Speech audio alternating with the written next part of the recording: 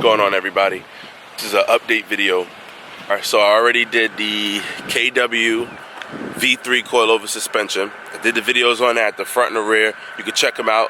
Link's gonna be somewhere. And I went from the JB4 to a boot mode flash, full ECU flash. I'm still trying to work out the kinks with that because I gotta figure out how to take off the check engine light and get the burbles. Now it's in beta mode, so that might be one of the reasons why. Hopefully they'll release another version where, you know, everything's a little more easy, but I'm trying to figure that out. But car runs fine, there's no issue. I changed the front brakes, did brakes and rotors. There's a video on that too, somewhere around here. The rotors were pretty much warped. The brake pads were done. When I say done, I mean done. They were complete, but finito. So, here we go right here. This is the Dark Knight. That's the name I'm dubbing it, the Dark Knight. You know what I mean? Because it just looks, it looked better with the black wheels on it. You know, I threw the 20s back on for the summer. This was my original summer setup back before I even started filming these videos. I didn't know much about wheels and like wheel and unsprung mass, so I got these because I figured they look dope.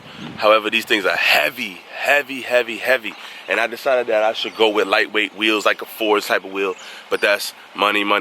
So I already spent this. I already spent these wheels. I got these wheels for $1,600. The new lightweight Ford wheels I wanted was about like $1,800, $2,000 without tires. So I was like, you know what? Let me just keep these. I don't want to keep burning money. I could just throw the winter tires back on, put some, like, you know, cheap summer tires on those and just ride out with those, because those are like 21 pounds compared to these, which are 35 pounds each. So yeah, you already know, that's heavy.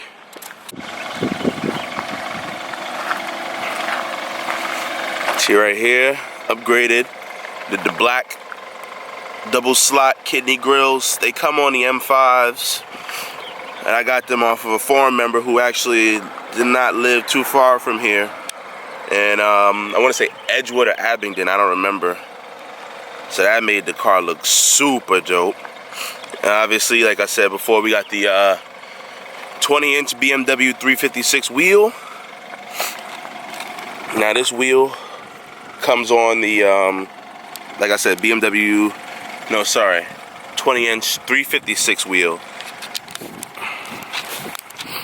This is the 356 wheel, comes on the BMW 650 convertible. You know, it's an option on a 650, and I think the 550 is in other countries.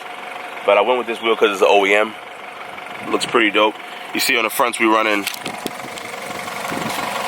245, 35 R20s. We running Kumo Eska PS91s. They are very good. I will be honest with you, especially for my power level. Now we talking, I'm pushing about what, about, you know, 300, 350 wheel horsepower. So, you know, that's just an estimate, but we will get it on the dyno. But yeah, so instead I did the brake rotors the other day, looking real nice and spiffy. Did the pads also. Coming back around to the car, let me zoom out. Obviously, we got the 15% tint on there. Light interior, so you can see up in there a little bit. Not much. We got the, if you look into the front, we got a little, I want to say it's an Air Blue 80 tint on the front. You really can't tell. It just looks, it's like the tint is not, it's just more for sun protection than anything. These are the back, the tire size in the back. You got the stagger setup, so we're running 275 30/20s in the back, staggered. I got the roof lip and I got the trunk lip. I got that off of a forum member, good deal. Thing looks sick. Oh, I should get a shot just like that, like take a nice little photo or something. And then we got the roof lip up here. That's sick too. That made the trunk lip stand out. Obviously the shark fin comes stock, so we killing it over here with the fins and the lips and the trunks and the, you know, dips and all of that extra stuff. But you can see, nothing major.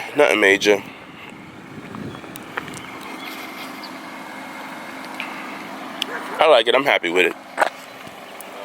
I'm gonna lower the front a little bit more. The back is perfect. I might even raise the back a tad bit because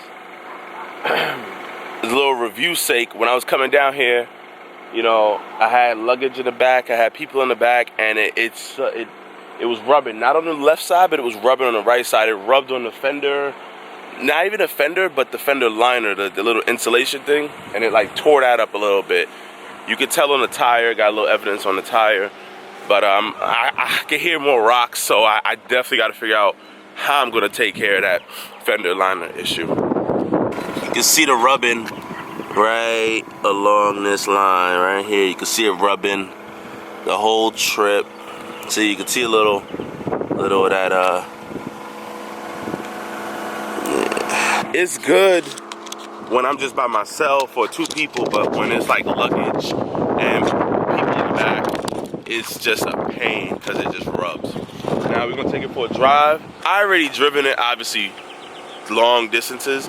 So I'm just, as I'm driving, I'm gonna just give you a review on what I already notice. All right, we got some nice roads for this, so we're gonna do some. All right, we're in the car. I really gotta set up, get like a little camera tripod set up or something for this, because I cannot keep holding the camera. We're gonna drop this in sport mode, Sport Plus. Now, what Sport Plus does is, it's essentially the same thing as Sport mode. It just plus, it puts the traction control in dynamic mode. And it doesn't do anything with the suspension. Obviously, I'm on KW's. Engine map, I guess, changes. Transmission, it just holds the gear a little longer, and you can change the transmission map by throwing it over in Sport, like that. So yeah, take off the emergency brake, and we're gonna ride out. So I'm not sure what angle is better for y'all, but I'm gonna just try to get them all.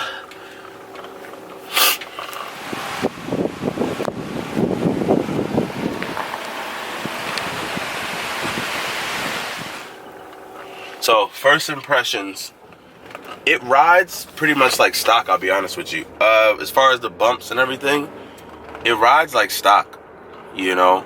I don't really notice too much of a difference. When you hit a lot of bumps, back to back to back to back, you can feel the suspension. It does its best job trying to maintain that stock feeling, but you can feel the suspension get a little tired, like, okay, listen, I done had enough, you know. Most part, normal driving, you're good.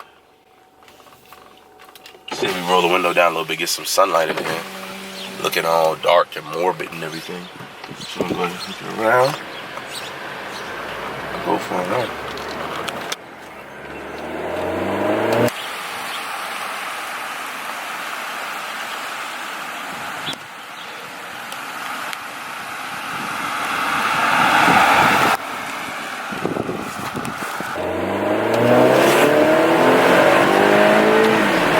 Around this corner, you're doing about 65, and hold this flat, and you just gun it.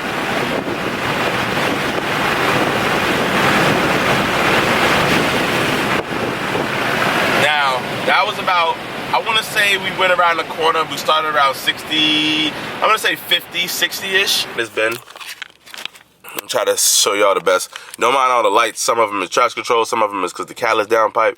A lot of stuff, but we gonna take care of those things.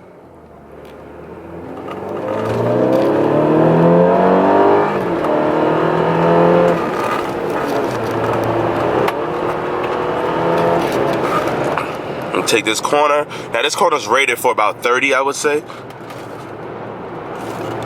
See, we in the throttle, in the throttle. In the throttle, in the throttle, we pull it out.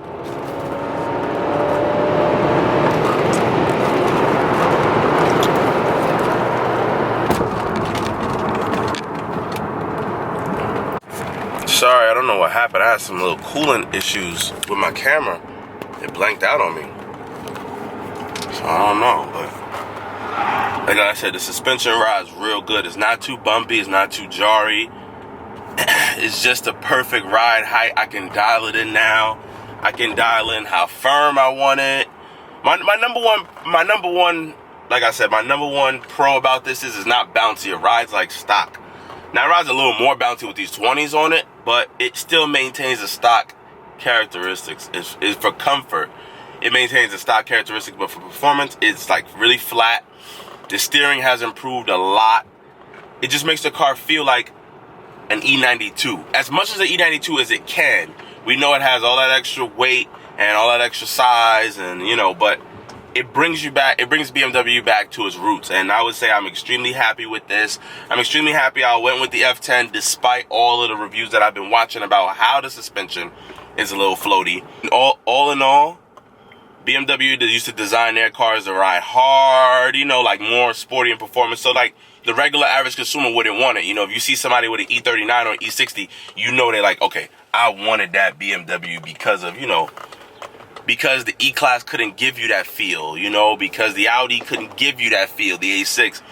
Now in the F10, they softened it out a little bit. They try to go for more of the masses.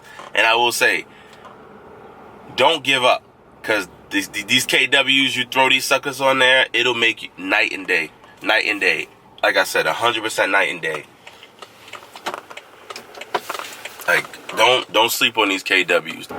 The tune.